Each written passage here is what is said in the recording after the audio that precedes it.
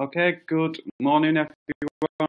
It's Ben here from Food Power. So wait a couple more minutes for some more attendees to join. But in the meantime, if people would just like to put in the attendee chat where you're joining us from, thank you. And can you also all hear me clearly as well?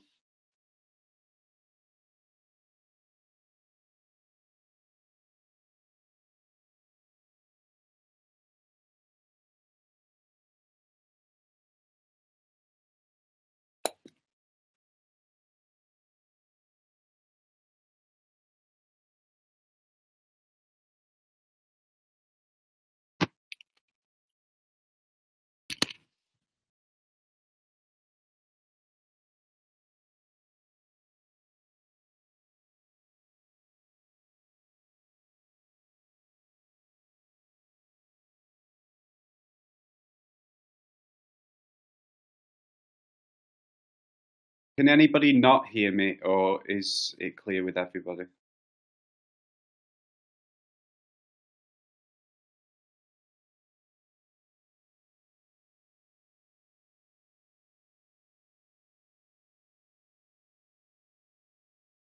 Yeah, if anybody's just in where you're joining us from, that'd be great.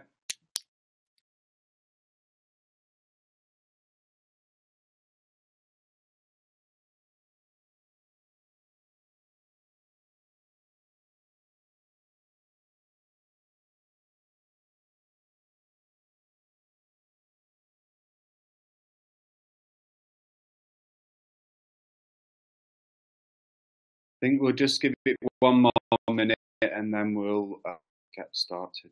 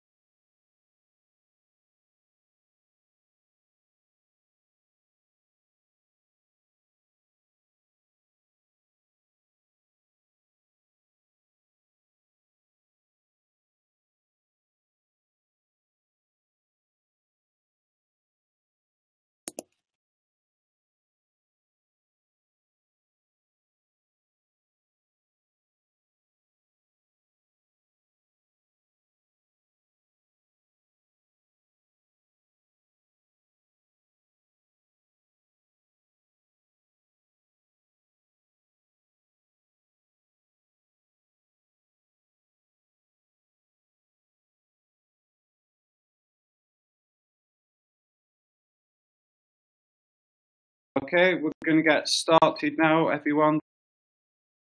Thank you, morning, and for letting us know where you're joining us from.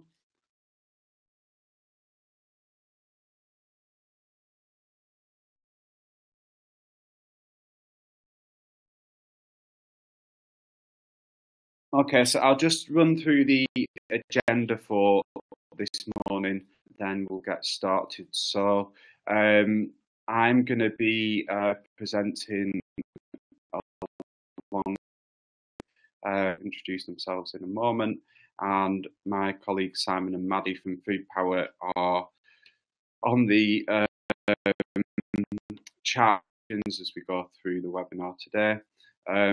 I'll then introduce the webinar once we've all introduced ourselves, talk a little bit by experience. There'll then be a good practice example, which Claire's going to talk about, evaluation, and how that will involve community researchers. Then there will be a more detailed discussion around the pilot project funding in relation to involving experts by experience.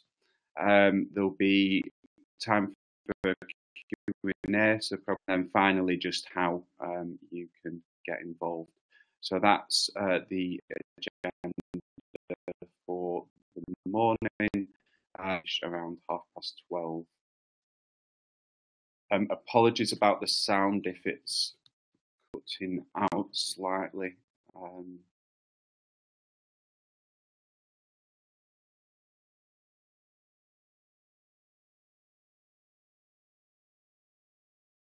The sound better now, if people can just say.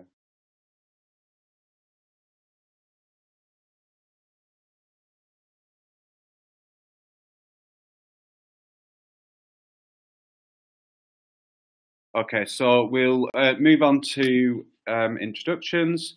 So I'm Ben Pearson. I'm the Food Power Empowerment Programme Officer based at Church Action on Poverty.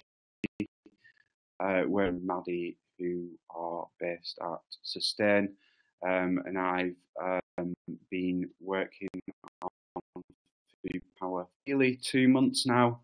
And my role is to lead on the involving experts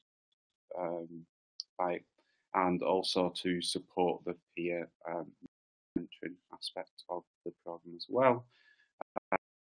I'll now hand over to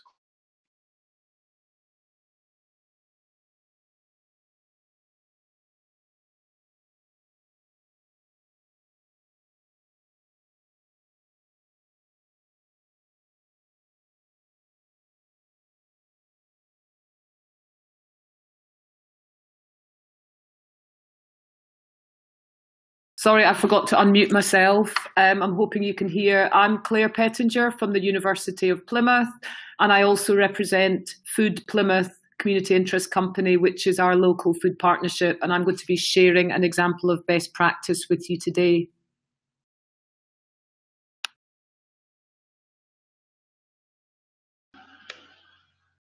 Over to Hannah.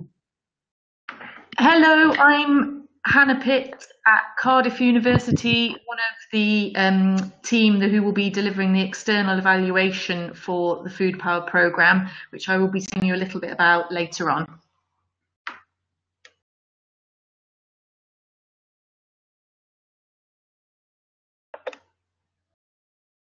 So back to Ben, I think.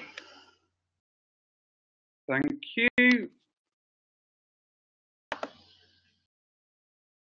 Back in.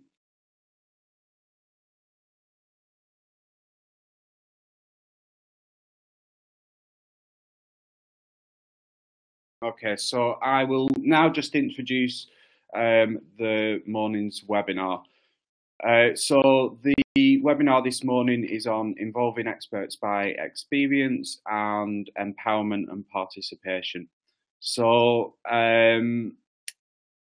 Food Power, as many of you are aware, looks at how by creating a more coordinated, long, sustainable and tailored approach to food poverty across the UK can work to overcome. And there's 4 work streams within that. As you can see on the screen now, supporting local food poverty alliances, learning and sharing good practice, involving experts by experience, and evidencing what works well at a local level. So today we're going to be talking in more detail, experts by experience. So who are experts by experience? So I have a number of alliances and also reading various funding applications that talk about experts by experience. So what do we mean by this? So in terms of experts by experience, they're people with direct experience of food poverty who can bring that knowledge to the table.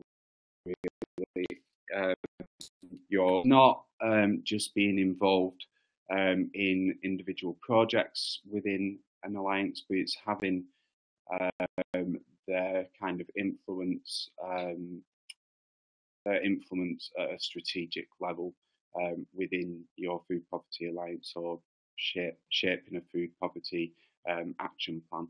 So people may refer to them as real people or those with lived experience. I think what they aren't, they're not clients, they're not service users.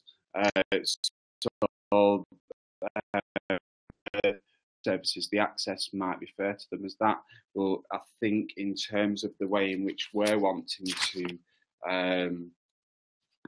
look at experts by equals within the alliance and within the programme with what they can bring and the added value that they can.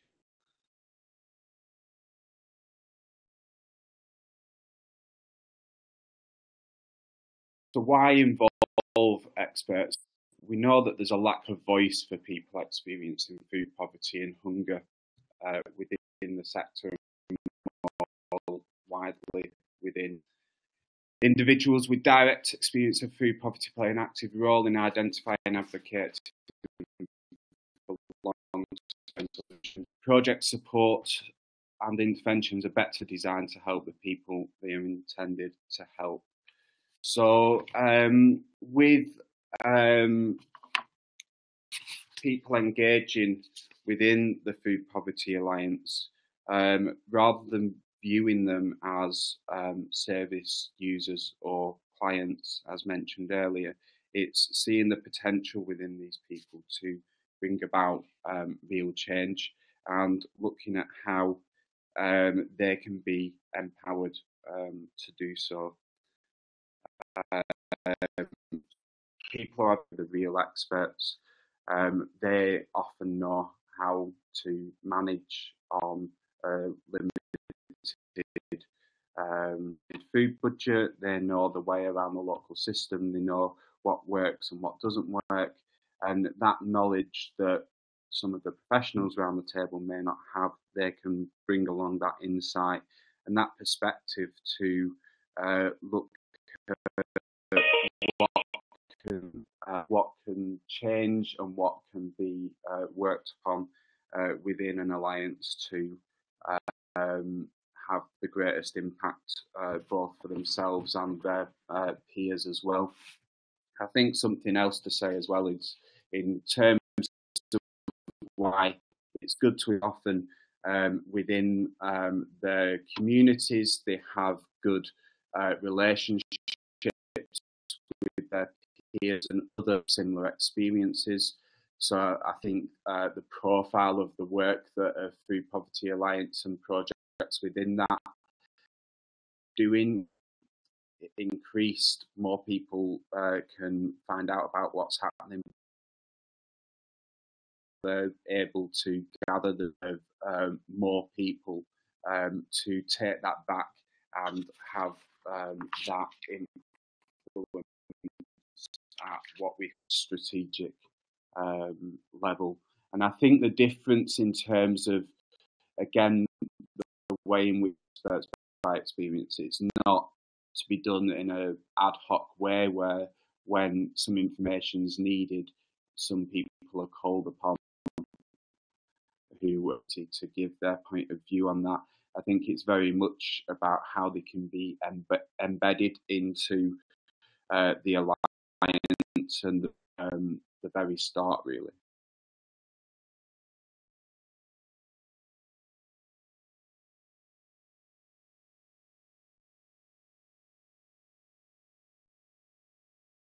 Sorry about that. I will go back one. So empowerment. So I spoke a little bit, but our approach to involving experts by experience is empowering them from the very start. We make individuals who are experiencing food poverty feel empowered. So, obviously, I'm going to be talking a little bit more around the specifics around the funding a little later, but we want our experience of food poverty to be involved in the co-design of the project for the delivery, the learning.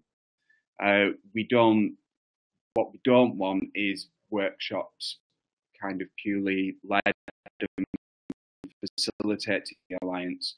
And again, the experts by experience are seen as attending, not valued in the way that they necessarily could be. So it's looking at activity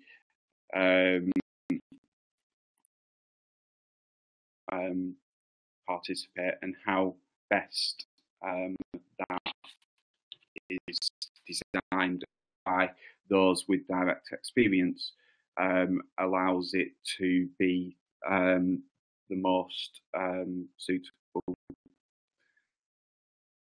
In part of a team, so being treated as equals within the food poverty, take a lead on facilitating activity.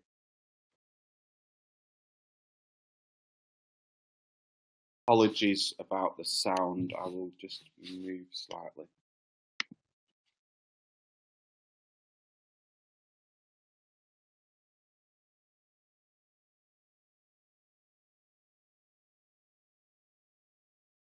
Can people let me know if the sound is any better now?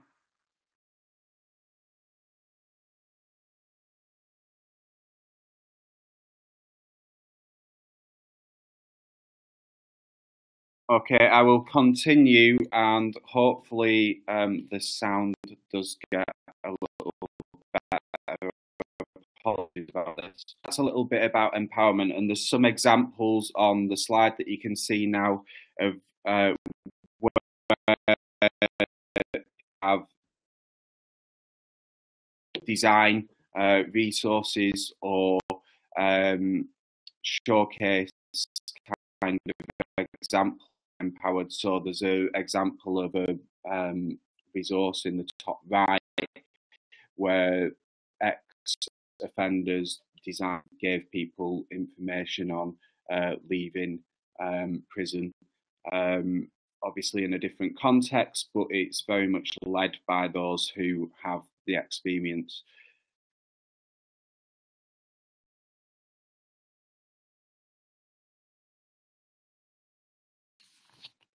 And on to participation. So in terms of how people can feel empowered to get involved,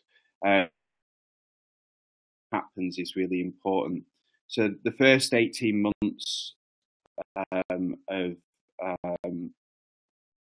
out some different approaches. So the pilot projects are very much about trialing out different the 3 successful alliances who get the pilot project funding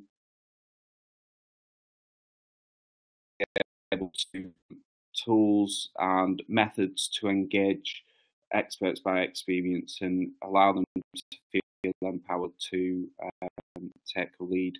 So methods and approaches that we've used there previously, but I think much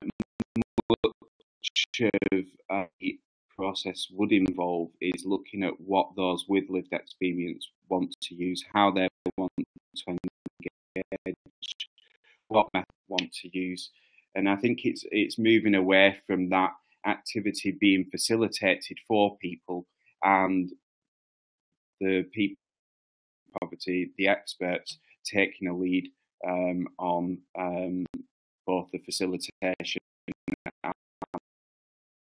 in which they've been. So the first 12 months will be trialing out those different approaches, that those different methods and tools can be shared, they can be adapted, they can be modified to suit each individual area.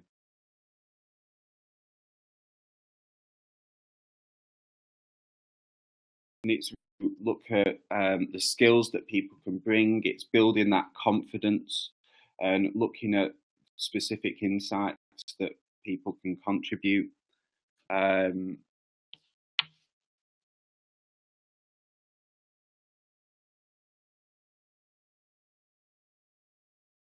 I think it's also looking at creative methods in which people are able to articulate their ideas. So sometimes people talk about hard to reach individuals or barriers being in the way in which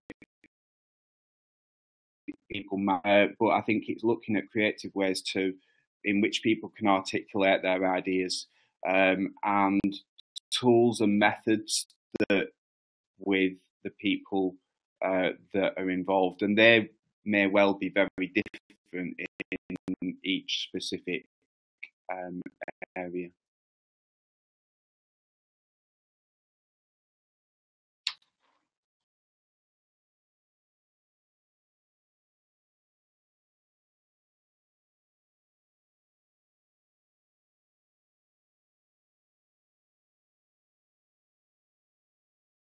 apologies about the sound, but we're going to move on to Claire now, who's going to talk about an example of used participatory approach. So thank you, Claire. I will hand it over to you.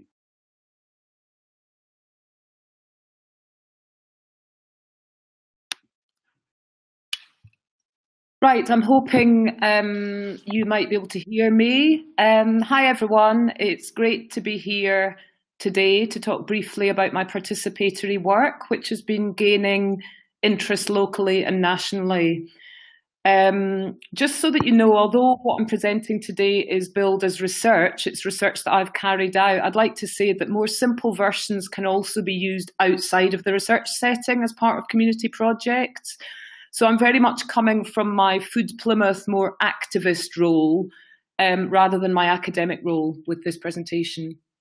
So I'm going to present an example of best practice, which is part of a larger project that I've been leading called Food as a Lifestyle Motivator, which has used a range of creative approaches to engage harder to reach groups, some of the more marginalised groups that Ben was referring to. In this case, my particular focus was homeless individuals residing in a homeless centre in the city of Plymouth.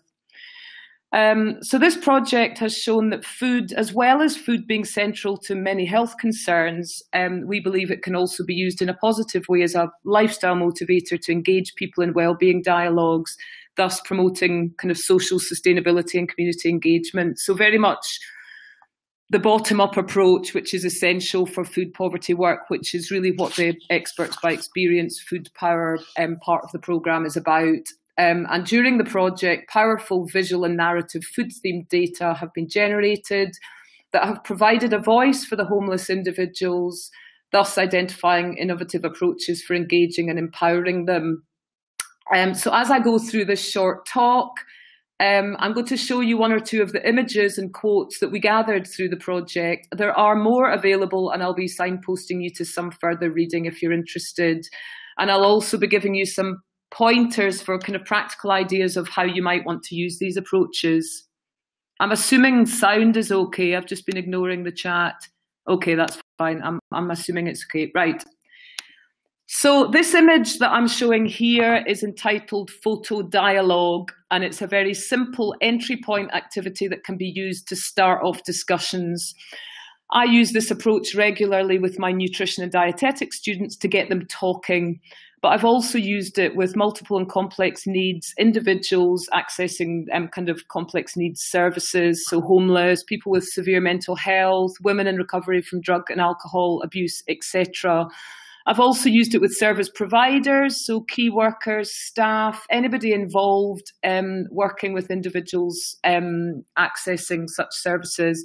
And I've also used it with decision makers, so chief executives, public health practitioners and consultants. So basically what you have to do is obsessively collect lots and lots of food images. Any sort of images will do, making them colourful, diverse, so that you can illustrate a range of different food cultures and habits, etc.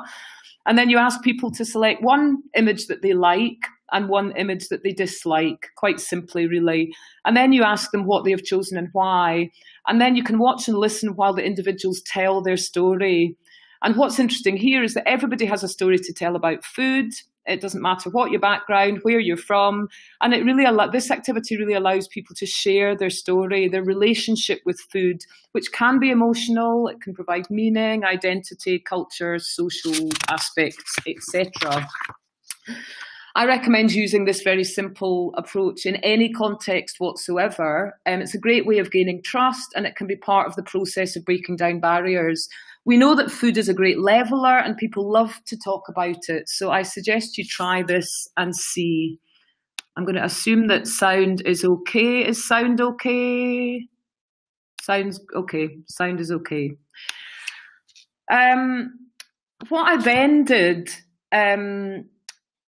was I used a process known as photo elicitation, also known as Photovoice. Well, I mean, they're related methods. Mine was more photo elicitation. Photovoice takes a slightly different approach, but I'm going to explain this to you. So after I had done my kind of entry-level photo dialogue session, I then issued my homeless guys with disposable cameras. I gave brief instructions on how to use them, and then I asked them to take photos of their food activities food and drink activities over a 10-day period. After this, the photos were developed, and we ran kind of group discussions whereby their images were part of the discussions. And in this context, the photo is kind of like a neutral third party, and it's particularly useful when discussing issues with vulnerable people because it provides them with a voice and a way of expressing themselves that perhaps otherwise they might not have. So the image is very much the focus of the discussion. And through this process, our homeless guys provided really powerful narratives showing for them that food holds meaning, it's emotional, there's power relations, and that the food environment is a social place, a critical social place where they meet and get together, and food preparation can provide companionship and occupation. So in this way, I've concluded that self-captured photos, some of which are illustrated here with quotes, can facilitate engagement in the process of research, but also more importantly for community engagement and empowerment. And this generates important inroads for wider kind of lifestyle and well-being enhancements. So in the case of my own work, I was really humbled by the openness and honesty of the participants. You know, these real people, these experts, as it were, in relation to what we're talking about today, revealing this highly individualized perspective on them really doing their best in light of multiple deprivations, which was really powerful for me. But I must say that creative approaches are not without their challenges. I will say that now. You have to think very carefully about the sensitivities, people's vulnerable position, potential power relations, and also obviously ethical considerations. But with that said, it's a great way to better understand the diversity of these more kind of harder to reach marginalised community groups, giving them a seat at the table and listening to their voices, which is crucial to their engagement. And we know through this debate that hunger and poverty, you know, are big on the agenda. There's an urgent need to consider how better to engage with socially excluded individuals. And these types of creative approaches offer a great potential. And I believe they should be endorsed and utilised by community groups and even public health directorates across the country. Not only can they be used as a means to enhance health and well-being in a diverse range of groups, community groups, individuals, experts by experience, it can also tick the box for innovation and commissioning practices. I mean, we can use such approaches for public consultations on service redesign, for example, where, you know, socially inclusive food activities can be part of service redesign. They can be used for food policy and strategy discussions, and I've seen them used in a broad range of contexts. You name it, really. And you know, the long-term view here is that, you know, we're trying to improve well-being, nutrition, and life skills. Individuals that have perhaps fallen or kind of are situated on the edges of society, engaging them in meaningful activities can become really important. And engaging, also allowing us to engage with some of those wider food system partners through innovation in the delivery of community food projects.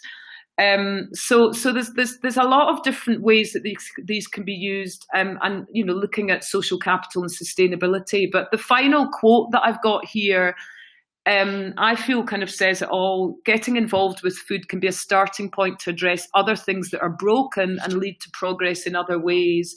And these creative methods that I've shown a small example of today can offer meaningful occupation, which generates a virtuous cycle where food promotes engagement and engagement promotes interest in self-care.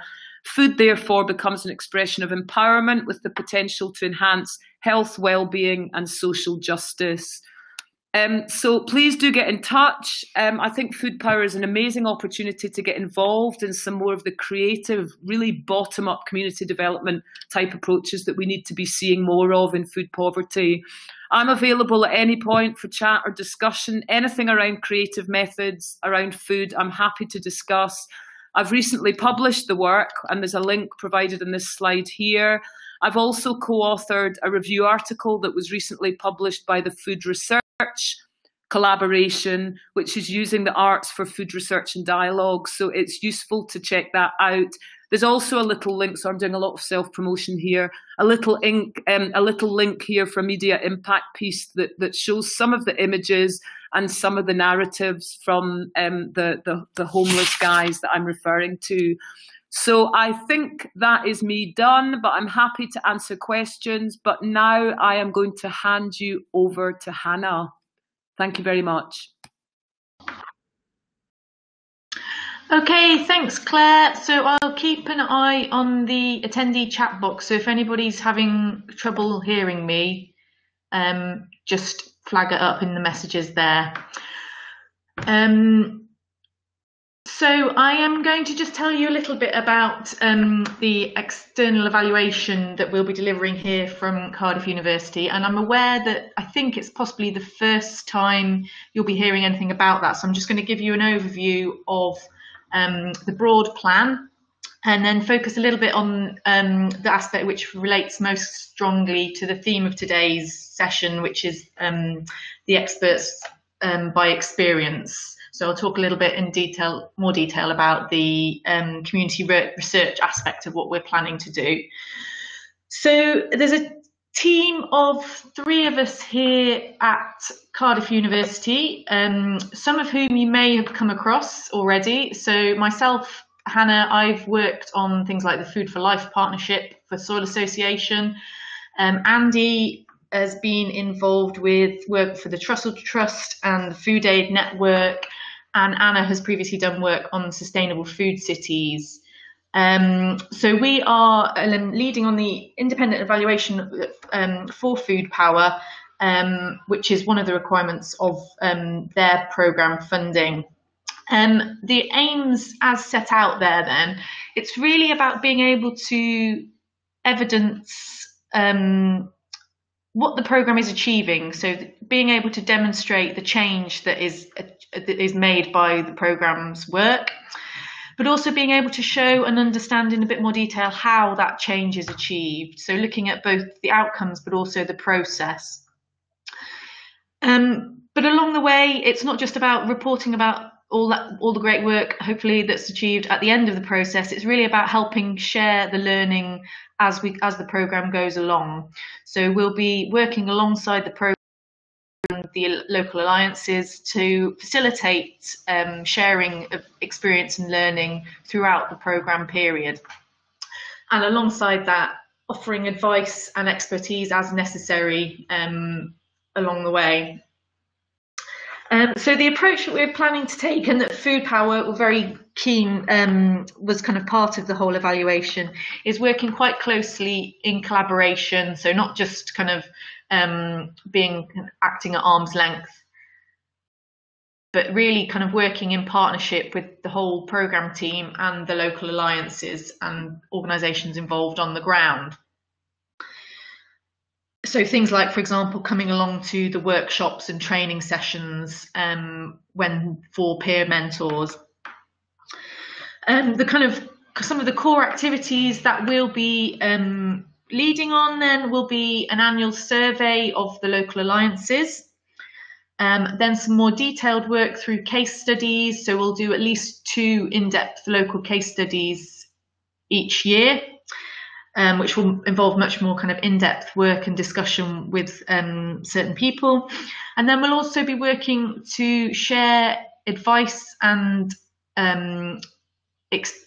training and so on regarding the evaluation tools that will be available for local alliances to trial and work with, which I think maybe was touched on in the last webinar. But as I said, we're looking at kind of also embedding the ethos of experts and voices from experience across the evaluation. So in terms of a research background, we think of this as co-production, or the kind of co-design approach that Claire and Ben have already mentioned. And the idea with this is that we as researchers really work together with and alongside people at the grassroots level, and try and work to overcome some of those power dynamic issues which can get in the way of academics working with other communities in some cases. So it's really about working at that grassroots level and finding ways to share the design and decision making in the evaluation research. So this ethos of co-production means that we're thinking about how we can shape what we're doing at the grassroots level, involving people who experience food poverty and those who are working with them. So one aspect that we're thinking will help to achieve this is this idea of working with community researchers to assist with and work with us along the evaluation. So the idea is that community researchers can become part of the research team working alongside us, making decisions and designing what the activities are. So maybe similar to things that Claire was showing just earlier, but also being involved in work to share the findings and the results of the evaluation research. The reason for this is that we know that they're the real experts and have great amounts of insight that other people don't have, but also we're thinking about how they can benefit from their involvement with this activity, perhaps through gaining skills or confidence through working on research activities and having a say in how they are shaped. So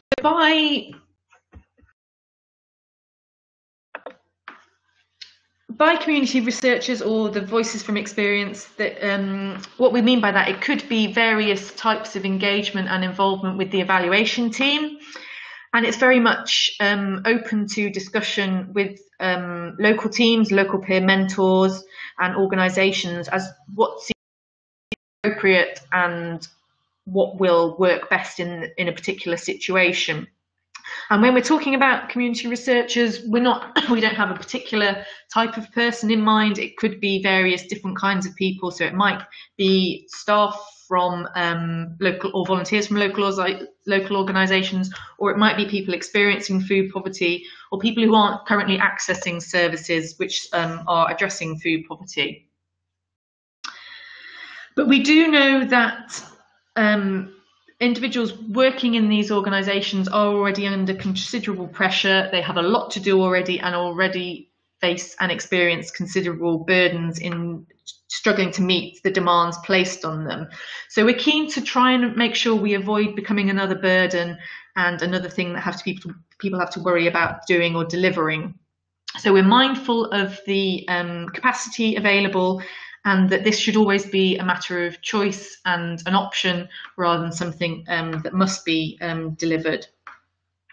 And as I mentioned, we're keen that it will be something to be agreed in specific cases and will adapt to local circumstances and local organisations. So the table you should be able to see on the slide really sets out just a kind of way of thinking about this and some kind of examples about what we're envisaging. And as you can see from the column on the left, they work through a light touch kind of more perhaps consultative approach to people, voices from experiences being involved, through to much more intensive engagement with community researchers and where they are really making the decisions and taking the lead on the research activity. And then obviously there's in between levels of engagement. So we're looking at things at the lighter touch end of the scale, which would be perhaps having a discussion with people experiencing food poverty to hear about what kind of things they think we should be investigating, to think about what issues they think should be the focus of research, and think about ways that we can ensure local experiences are reflected. More intensive levels of engagement with community researchers might be training them up to be able to do peer interviews, which are videoed and then shared. So in that case, it would be a case of working alongside the researchers, so people gain skills and practice, and then kind of go and undertake the interviews with their peers and then end up with a filmed piece of evidence or information at the end of it. So those, as I say, are the kind of a broad picture of the kind of things that might work. We see, hopefully, as well as this being a way to really embed voices from experience in the evaluation and the learning across the programme, we're really hoping that this could also be a way to deliver longer term benefits for people involved, both within the organisations and as people experiencing food poverty, in terms of, as I mentioned, gaining skills or experience, which they might apply in the future, but also becoming skilled and confident to share their experiences in ways which can tackle the causes of food poverty in the longer term, or actually go off and use those skills in other fields as well, taking it beyond the specific context of food power. So this is the kind of broad picture of what we're thinking about at the moment, the types of things that we would like to think about community researchers being supported to do. We're looking for, at this stage, some feedback and anything that immediately comes to mind as to ways of, as to concerns or things we should think about as we develop plans in this area, or examples of where you've seen this kind of thing working well elsewhere. So yeah, we're happy to have any questions or comments and initial kind of sense check as to what you think about the involvement of community researchers in the evaluation. So if anybody's got immediate questions focused on this, happy to have them now.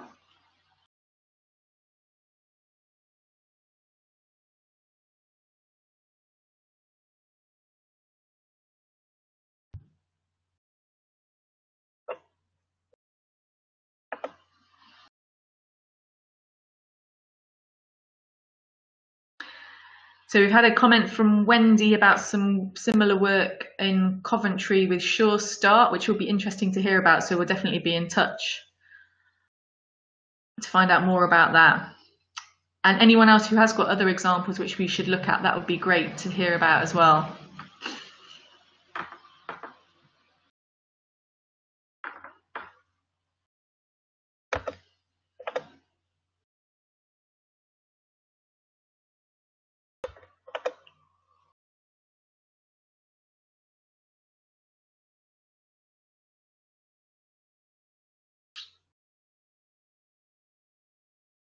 So there's another question about examples of each kind of approach. So Anna, Andy and I have all worked in various ways with community researchers, so have some of our own examples, not just related to food poverty issues, but in other kind of community research work as well. And also one of the first tasks for us to do for the evaluation is to do a review of what's available in the literature and from existing organisations to find out the kind of things that has been done in this field already. So that'll be happening early in the new year.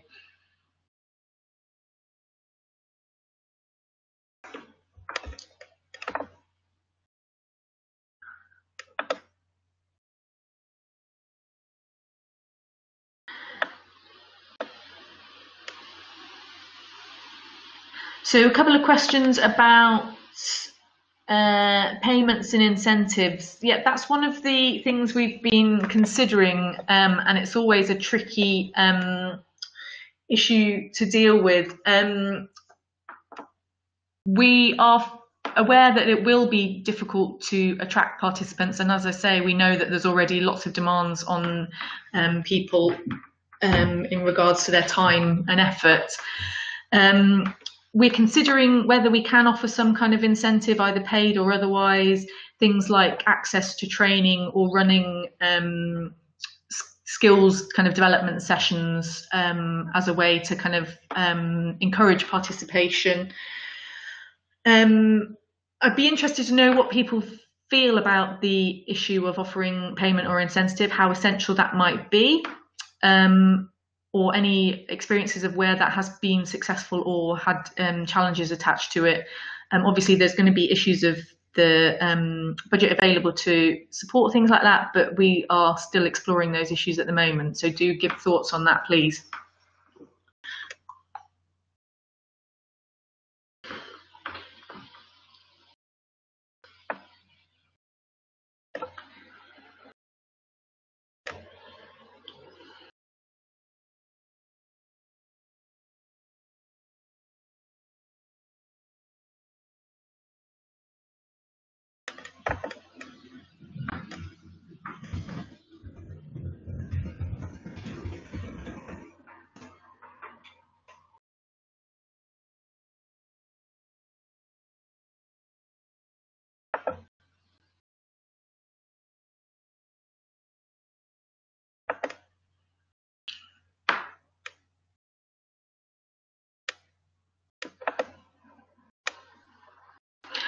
Okay, I'm going to hand back to Ben now. Fine.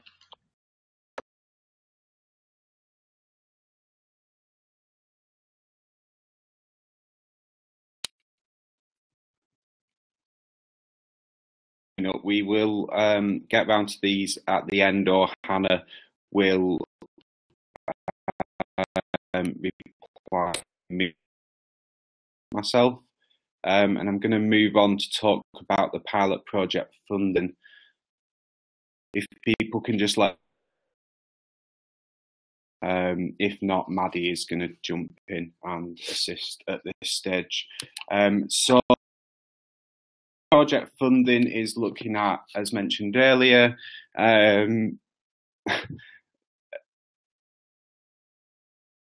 brilliant. In regards to empowering experts by experiencing the strategy of the Food Poverty Alliance. So we want to look at projects that want to do that. We've decided for a two-stage application process, and should possible are able to put their ideas forward, because at this first stage we are very, not everybody's going to already be have the experts by experience, and much of that is my role. Apologies if I don't know if Maddie, you want. It's Maddie. Hopefully coming in to help out here. Can you guys hear me okay? I'm going to keep talking. Yes, I've got one yes, so I'm going to keep rolling with this. Okay, so here's what we've got going. I'm going to keep Ben on, so he might jump in, but since the connections isn't great, hopefully our connection is better in our office right now. I will. Yeah, okay, we're gonna mute Ben. Actually, it sounds like. So what we've got for the pilot project funding is there's gonna be a two-stage application process. So the first stage of the application process is going to be due on the 26th of January. And those applications, it's 7 questions that you can apply. If you are Food Power Alliance, you'll have a membership login for our website, which I've sent around to the primary contacts for each of the Food Power Alliances. So that, and there are funding guidelines available on our website that you can download. So that's that outline a bit more about the process. After the 26th, there'll be a long list for visits that's decided on by the Food Power Program Board. And Ben will be undertaking visits to the alliances who've been selected for the long list. And he'll be visiting those sites from the 5th to the 23rd of February. And as Ben's just saying in the chat box, it's going to be a bit of a co-production for this year's pilot project. And so it's not the expectation that alliances will know precisely what they want to do, and hence we're doing the two-stage application process. So there'll be the visits during the month of February by Ben, most likely to around 6 to 8 alliances. there'll be a second round of applications submitted, including a bit more specifics around project design and budgets. And that's due to be submitted on the 2nd of March. And then the Food Power panel will be meeting on the 14th in order to come to a decision of which 3 alliances will be successful for the pilots this year. And they'll be informed. It's actually going to be a bit later than the 15th. I think it's going to be a little bit later in the month. And then work will be due to start by the 1st of May. Moving on to the next slide, Ben will just be chipping in the comments. If there's any other Q&A about, or not Q&A, just questions, if there's any other questions about the funding, Simon and I might be able to answer today, or Ben will also be available on the chat box right now for any questions. But you've also got his email address there. Yep, Ben can answer them there. And then while Ben's picking up on any questions that come in the chat box, I'd just like to say that we do have a monthly newsletter that goes out at the start of each month that has full information about the different funding available. The Experts by Experience pilot opened on December 1st, and the first deadline is January 26th, but we have another round of funding that will be opening on January 1st, which is also for food poverty alliances to apply for around our annual theme. So the newsletter is really one of the best ways to stay up to date about what funding is currently open and what will be available in the future. If you're not already part of a Food Power Alliance, you can check out our map of who's already active in the network so far around the UK, and you can see if there are any in your area. And if there aren't, or if you are part of one, we'd love to have you register to be a part of the network, and that would also make you eligible for applying for financial support. And if you know people working in other areas around the country, we would, of course, love for them to register as well. And we also are going to be running, which will be all kind of related to this, peer mentoring networks and regional learning networks, which will include exchange visits among different alliances to learn from each other. And as you might kind of be noticing already, there's a flow of different financial support available over the year for different projects, things like peer mentoring or developing the strategic work of your alliance, or our annual theme, which will be opening in January, Empowering Experts by Experience. And so this year, this is our first year of the program. We've just kicked off this autumn, but more funding will become available over the course of the next 3 years. And as Ben mentioned at the beginning, there will be 3 pilot projects happening this year around empowering experts by experience, but then there'll be a further 12 over the 3 years after that. So I think one of the things Ben is quite keen on is to both work with the 3 pilots this year, but also be in touch with alliances who might be keen to take part in one of the future projects, one of those 12 in the later years. So kind of having conversations now that might lead into further work together in the future. We're just creeping up on 12:30 here. As Ben's mentioned in the chat box, he's quite keen. I'll just say it for some people. There's an attendee chat on the left-hand side that I think most people are in, but a few people have been sending questions directly to the presenter, such as Wendy and Hannah in particular. So if you're not in that attendee chat, check that out, because that's where there's a bit of a discussion happening. Ben says that he's quite keen to have experts by experience be involved from as early as possible, potentially even the bid, and that each pilot would be looking to engage a minimum of 8 experts by experience. And we've got a question from Adrian. A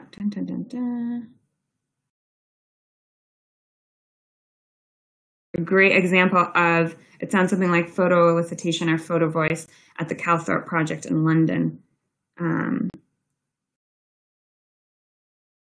where the proceeds were given back to the project, but the payments weren't directly to people.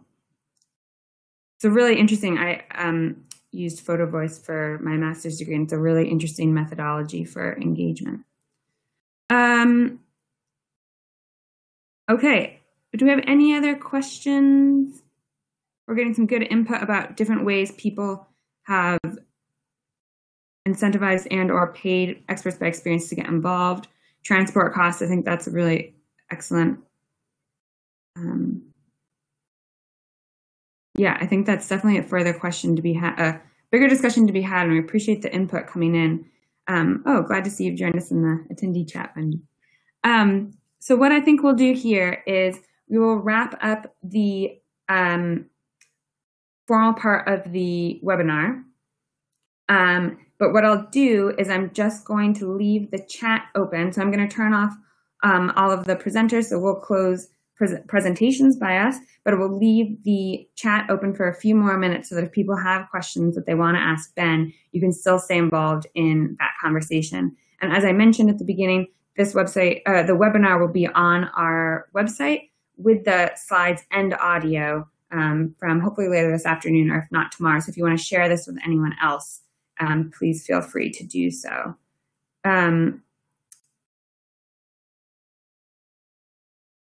So I think that is it. Again, I'll leave the chat open, but thank you all very much for coming.